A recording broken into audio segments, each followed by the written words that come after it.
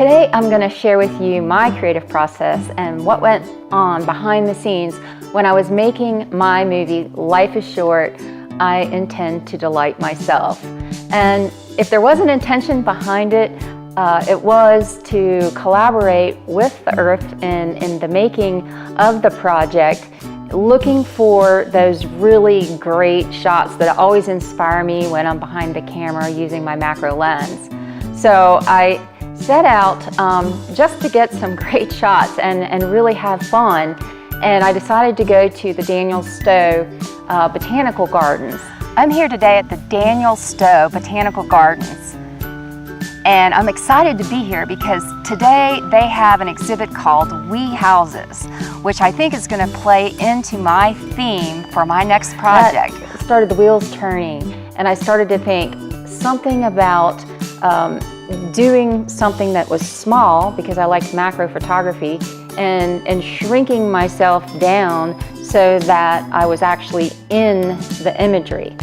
So I had that kind of just ticking in the back of my head. I didn't have a script, and I really didn't know what these wee houses were going to be like. So I packed everything up early in the day because it gets so hot here in July. I had, really quite a bit of equipment I slogged around with me. I had this Nikon D7100, which is really great because it does do both video and still photography. Of course, I had to have two different lenses.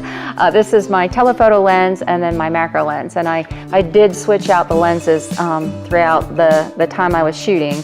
It's a little bit of weight that you have to lug around. I also had a very sturdy tripod, and I also had my selfie stick, which holds either an iPad or a phone, and I also had both of those devices, which again, both of those also do video and still pictures. So I had, plenty of equipment with me, and I just set off on the adventure and just started taking pictures. After I got home, I loaded all my images onto my computer, and I kind of do a first pass with Adobe Lightroom, where I look at the raw images and I see what my favorites are, and I enhance them using the adjustment tools in Lightroom. So that kind of really gets me excited and gets me more specific about, what is this idea going to be? So when I got that all done, I invited my boyfriend Joe up to just see what I had captured for the day. And in that sharing process, he suggested that I include some images we had taken before on another shoot with my art godmother Zoo. And that kind of, boom, that was like a light bulb. I now had a concept kind of solidifying in my mind. And I was thinking storybook, like a magical garden with the art godmother in it, and some type of story, where I'm actually, in the garden like Alice in Wonderland, maybe big and small.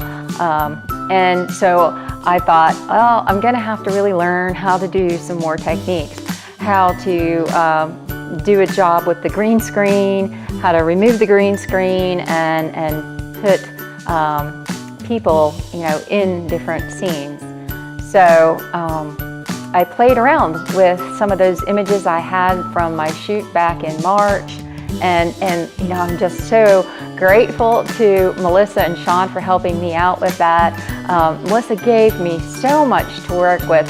She was just really willing to do whatever we asked her to do, and then some, with the poses, and we embellished her with feathers and different outfits, and really trying to capture the spirit of the art godmother. So I had a lot there to work with and a lot to choose from, and so that made it exciting because I was able to really do more with the images that I had captured at the Botanical Gardens. After I got the images together, I started to conceive of a story, and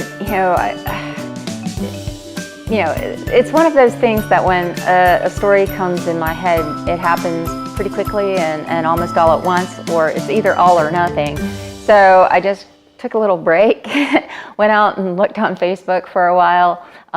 Then I pulled up my journal and I wrote the script for the story, which, there's really not that much to it. It was one page. It took me 5 minutes. I recorded it in one shot. And so now I had the storyline and I was ready to just start filling in with the images that I had in the editing process. Gathering and creating kind of overlap themselves in my world, because I'll start down a path and then I'll need to step back and go, oh, well, I need some more images of this, or I need some music that I don't have. So I kind of go back and forth with gather and create, and even with the sharing component, a lot of times I'll round up Joe and I'll say, hey, look at this, tell me what you think. And I knew that we had to do the shots to actually put me as the small person in the video. So I wanted to have it pretty far along before, so I could plan that shoot more appropriately. And we set up this morning in the garage with the green screen, and I was lucky enough to have Joe as my assistant and help me get all the lighting set up and to run the camera, which is a big help.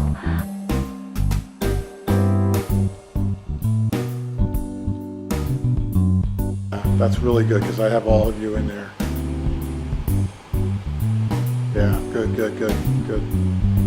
And he was able to coach me through. Once he got the vision of the story, he was able to give me some direction and some tips, since I was starring in the movie. So again, intention there was to have fun in the process, and we definitely did. The editing phase is fun. It also can be the most tedious and sometimes a little bit frustrating, trying to get everything to line up with the vision in my head. But this one came together pretty well. I was actually pretty pleased once I got the hang of how to remove the green screen and make some adjustments. So it was pretty exciting being able to put it all together. So I hope that you enjoy this project, and if you ever need some tips on digital storytelling or creating videos out of your images, just please reach out. Happy to help.